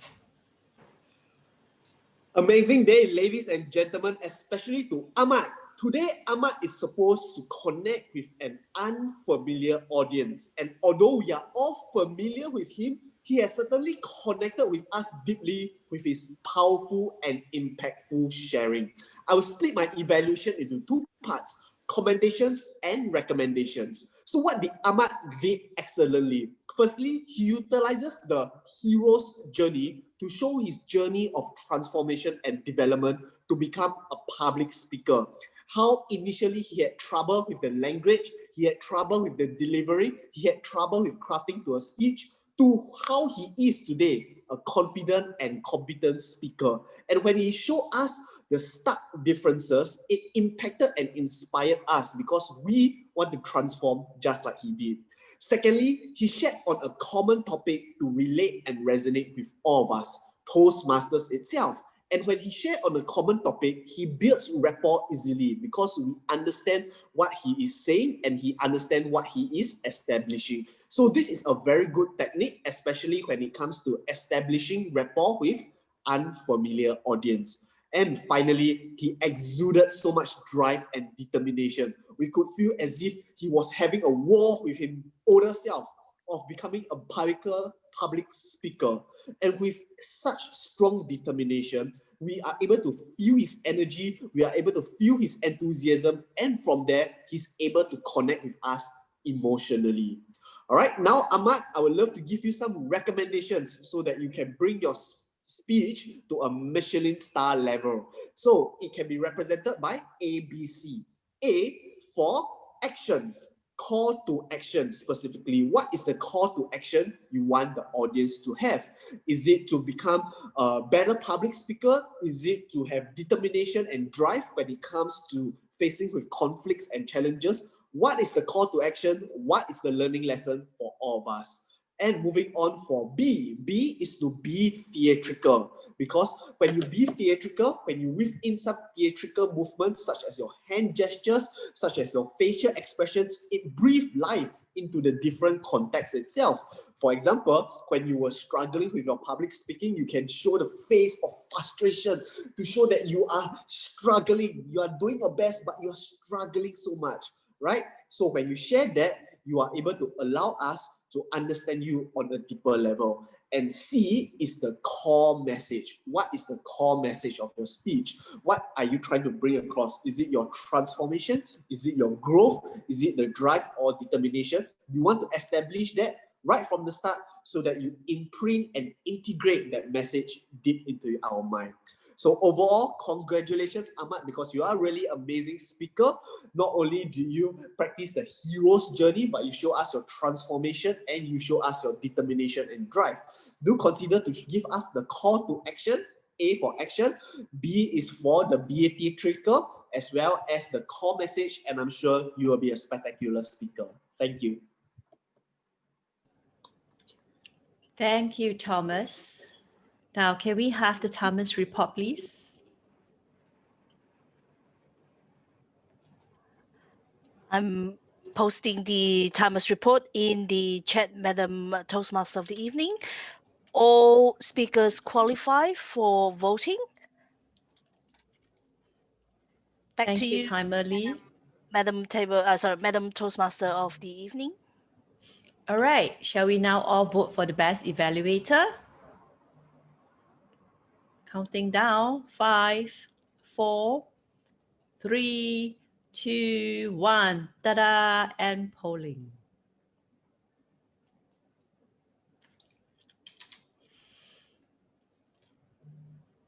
Next up, I shall now hand the limelight to someone who have been diligently and quietly noting down all our past fillers. This is the time for our results slip. Over to you, our counter, Corey Maleni. Thank you,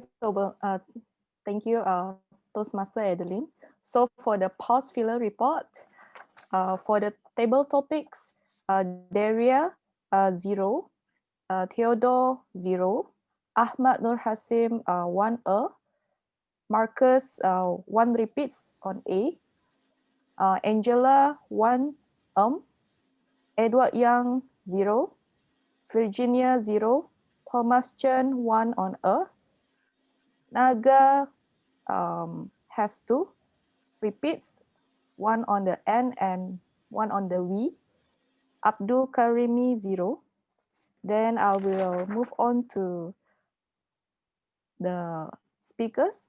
Kanan Sankara, 1 repeats on which and 1 repeat on 1. And then second speaker, Alicia, 2 repeats on the S.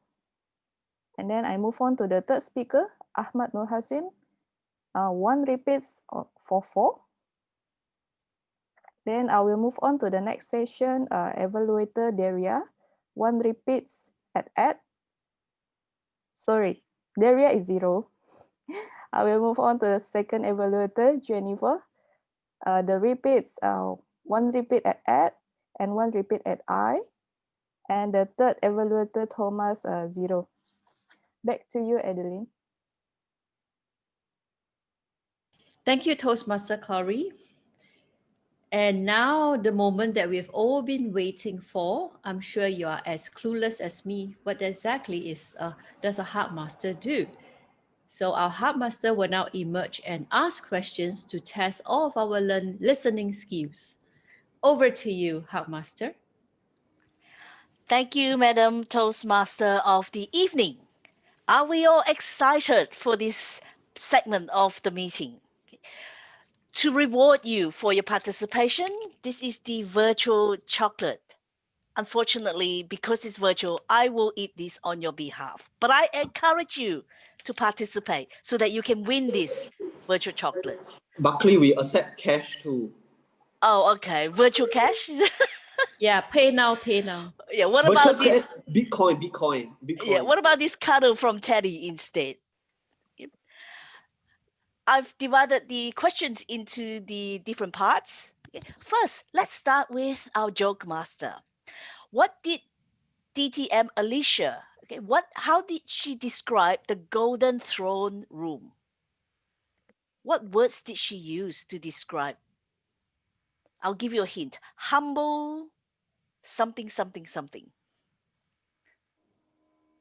Everyone, unmute your mic. Do you want this chocolate?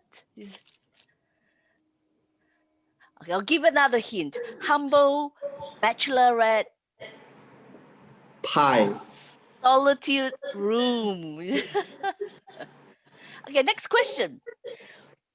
Who did DTM Alicia say she could beat easily in a beer drinking contest? Willie. Willie, yes, as well as an auntie. There was an elderly lady mentioned. Okay, now what was the special of the day at the bakery? Tim Tams.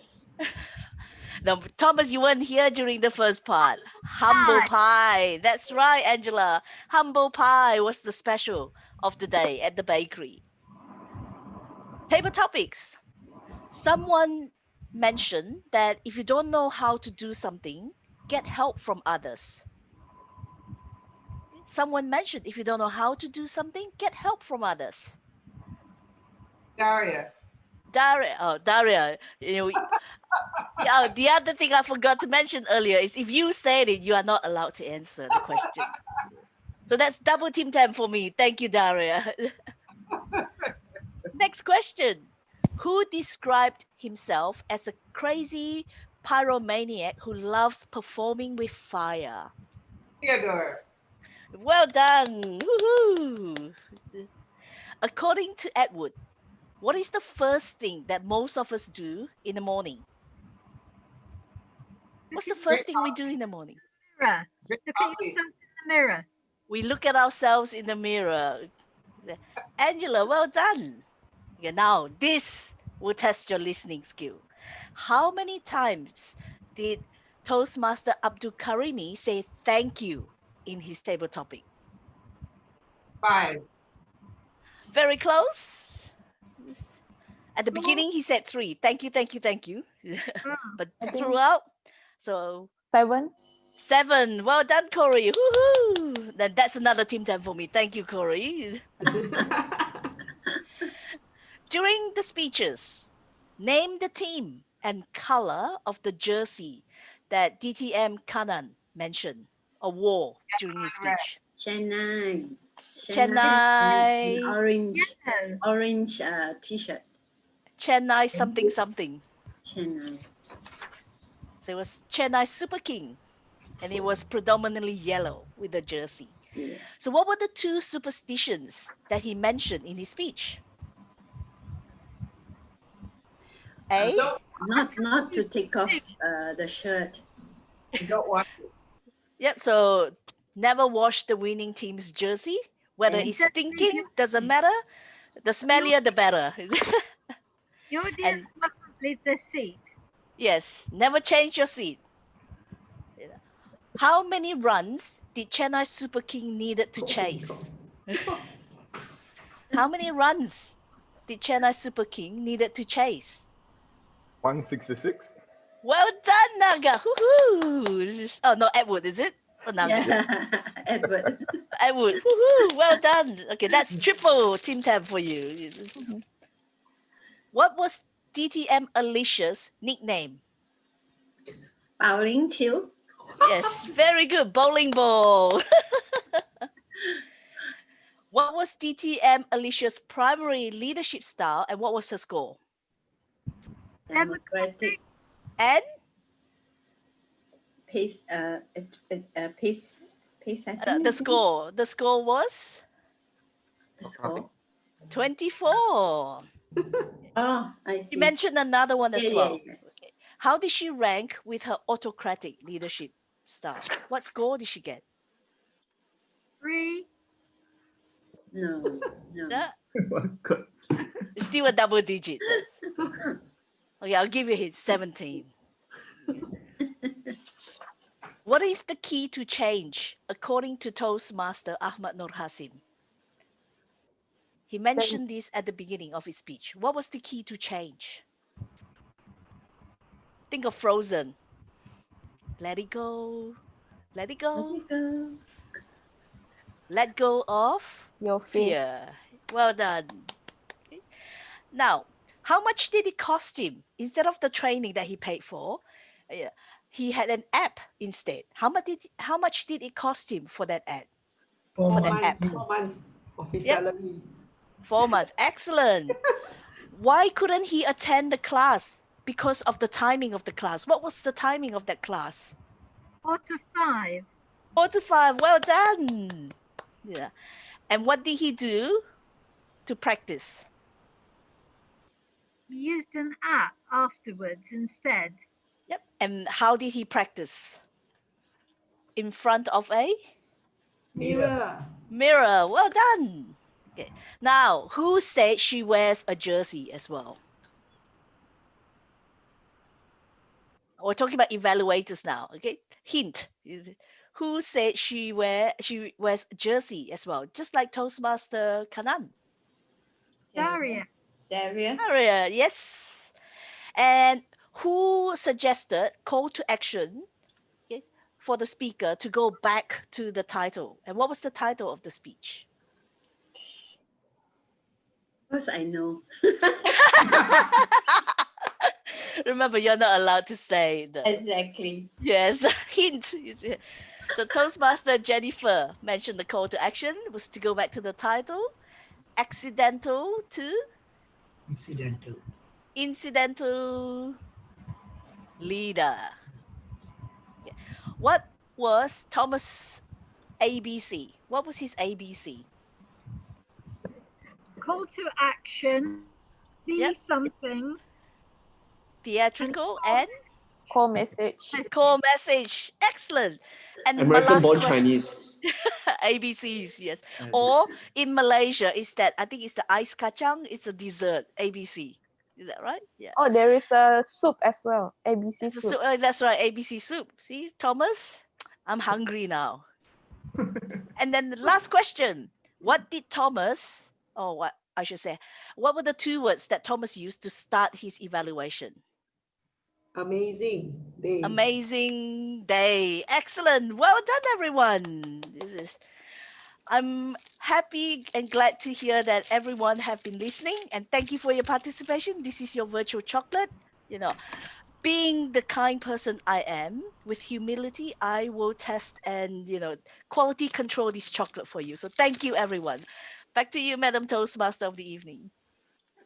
Thank you, thank you, thank you, Master Lee Buckley. I don't know about you. I feel like I'm in a classroom and teacher Lee is dishing out all her questions, and I know I failed the quiz. And thank you for sacrificing yourself to indulge in the chocolate. I'm not envious. All right. All right, the moment that we are all waiting for, the results of the winners. Drum roll, please. We shall now start with the best table topic speaker. The best table topic speaker goes to, let me look at my list. There is no surprise. It's a great storyteller, Thomas. And now we shall announce the best speaker, and we want to see him in his jersey. DTM Kanan Sankara, kiss your jersey now. You can do what you want. Or you can pull off your current shirt. Okay, doesn't matter. It's so serious. All right. Last but not least, we shall now announce the best evaluator. And kudos to the man who just downed a can of beer. Mr. Thomas, again, must be your amazing greetings. Wonderful. All right. I'm sad to announce the fun is finally coming to an end. Does a joke master have any jokes to end the day? A quick one? Pooh. It's okay. Can you think of something funny to end the night? I actually ran out of all my jokes already. That's all? all? Your second run, no? Adeline, do you want Okay. to hear a long joke or a short joke? What's the definition of long? As in, like, is there enough time for a long one or a short one? Like what? 1 hour? A long joke? Okay, here goes. Joke. Okay. Yeah, I have a joke also. The joke was that I actually prepared the jokes for next week meeting. And then I realized, oh, wow, so futuristic. I'm supposed to prepare this week's meeting, but not next week's meeting. Joke of the day. Okay. Thank you, Alicia, for trying very hard. And thank you, Thomas. You just qualify yourself to be the jokes master for the next meeting. Well done. No one disagree. Yes. All right. Before we end the fun, let's invite our club president, DPA Willie Low, to give his closing speech. The challenger is funny and derivative effect identification. Characteristic highly emerge. Leaders either stand out for the crowd and they are likely most important characteristic of performance. Humble and typically more effective. Leader may fly under the radar and be passed over for hierarchy or promotion. So are you humble or not today? But in Toastmaster, you will not be passed. You will not fly under the radar. You will fly over the radar. So this is a platform for you to learn humility.